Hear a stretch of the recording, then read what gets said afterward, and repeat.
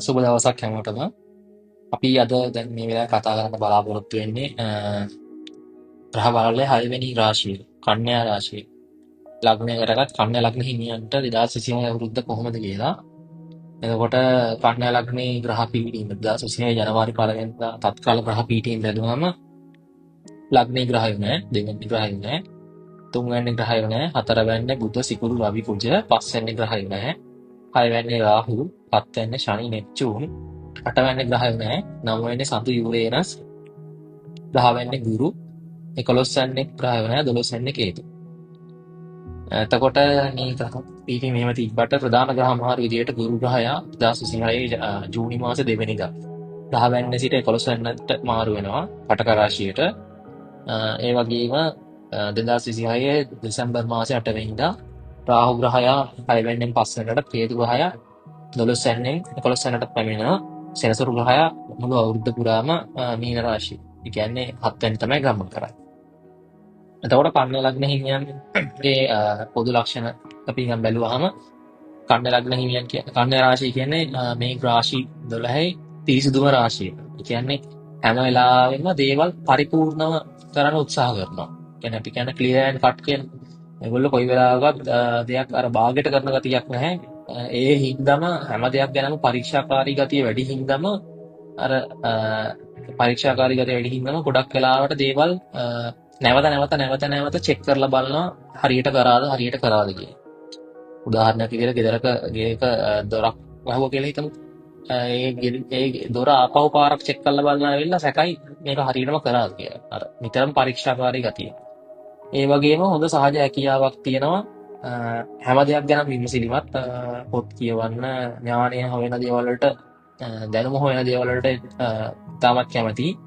ඊළඟ වැදගත්ම කාරණාව තමයි ප්‍රායෝගික චරිතය. හැම දෙයක්ම ප්‍රායෝගික කරන්න පුළුවන්. මොකක් හරි දෙයක් කරනකොට ඒක ප්‍රායෝගිකව කරන්නේ කොහොමද කියන එක ගැන හොඳ අවබෝධයක් උපරිම පොදුවේ ගත්තාම කන්‍යා ලග්න හිමියන්ට තියෙනවා.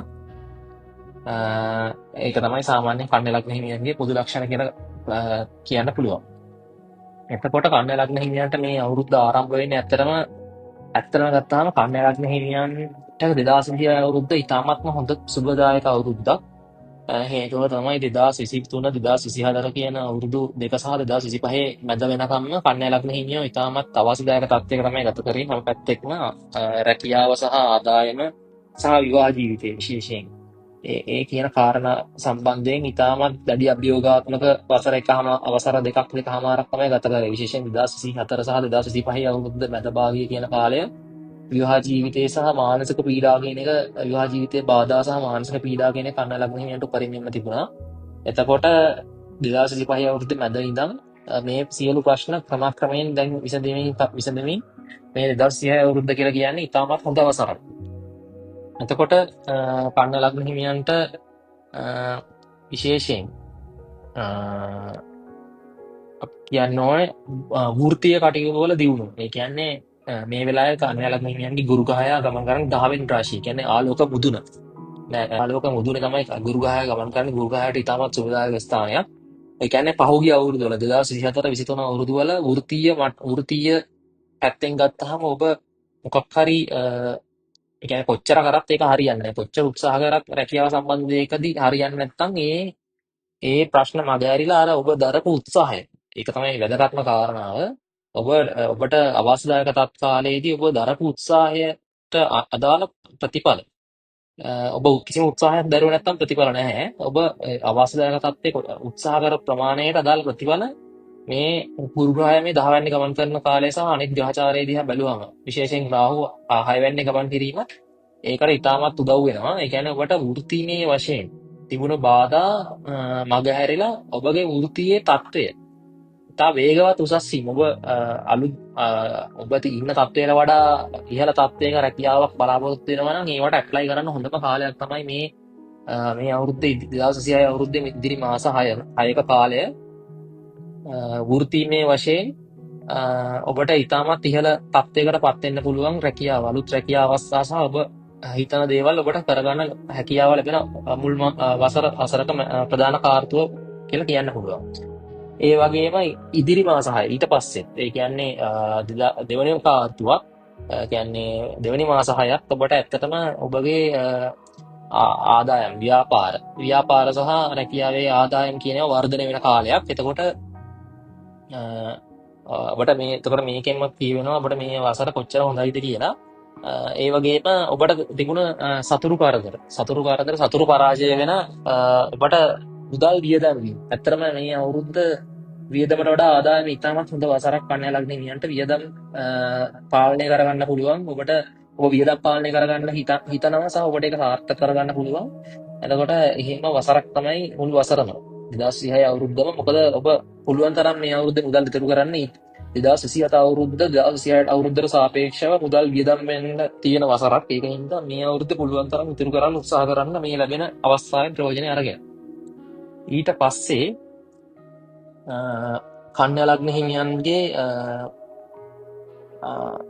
හවුල් ව්‍යාපාර විවාහය ගැන කතා කරාම ඔබට ඇත්තටම පරිණත හවුල්කරුවන්. ඒ කියන්නේ ඔබ දැන් රැකියා ස්ථානයේ ඔබ සමග වැඩ කරන අය, ඊට පස්සේ ඔබට රැකියා ස්ථානයේ ප්‍රධානී ඉතාමත් පරිණත ඔබට වඩා ඔබට හොඳ උපදෙස් දෙන්න පුළුවන් පුද්ගලයෝ මුණ ගැහෙනවා.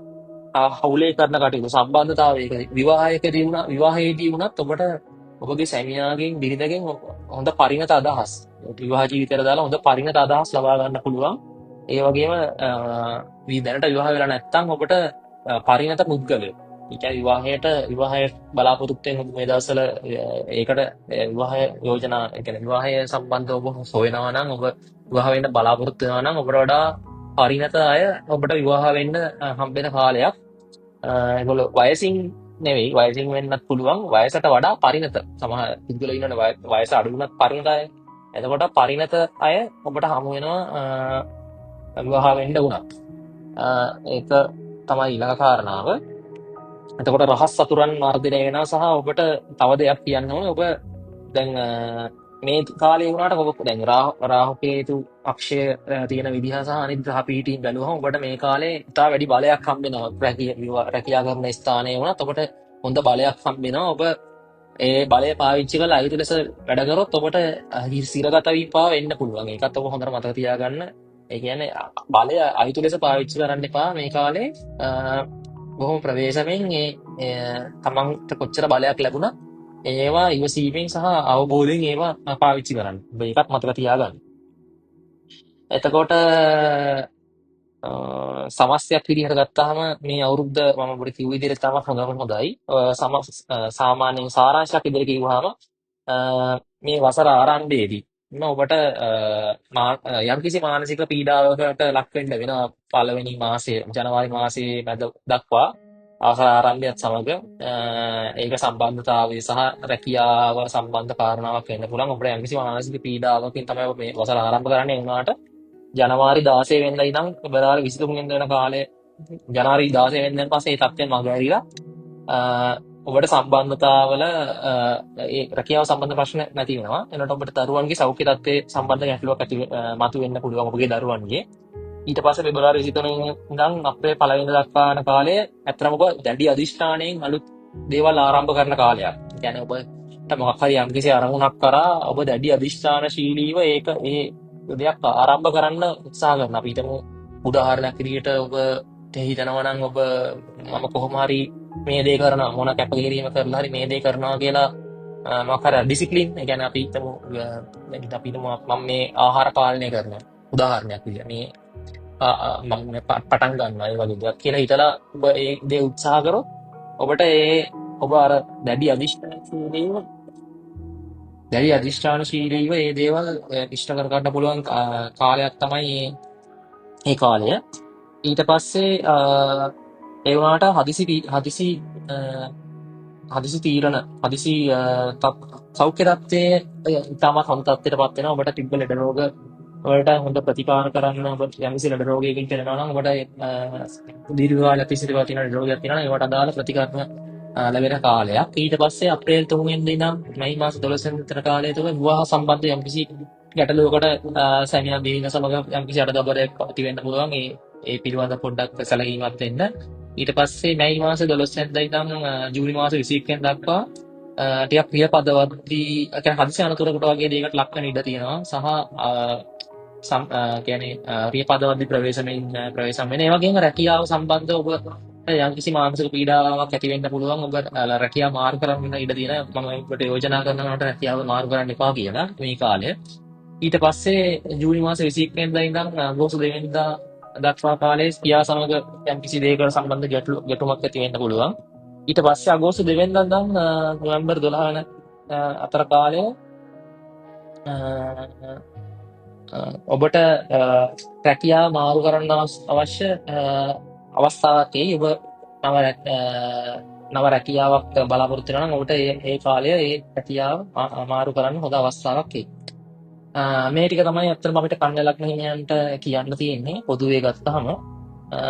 ඉතින් ඇත්තටම කන්‍යා ලග්න හිමියන්ට 2020 අවුරුද්ද කියන්නේ ඉතාමත් ජයග්‍රාහී වසරක්. ඔබට ඒ ජයග්‍රාහී වසර නිවැරදි විදිහට පාවිච්චි කළා ඒ ඔබට තවත් ජයග්‍රහණ ලබන්න පුළුවන් වෙන්න කියලා අපි සිතින් ප්‍රාර්ථනා කරනවා. බොහොම ස්තුතියි.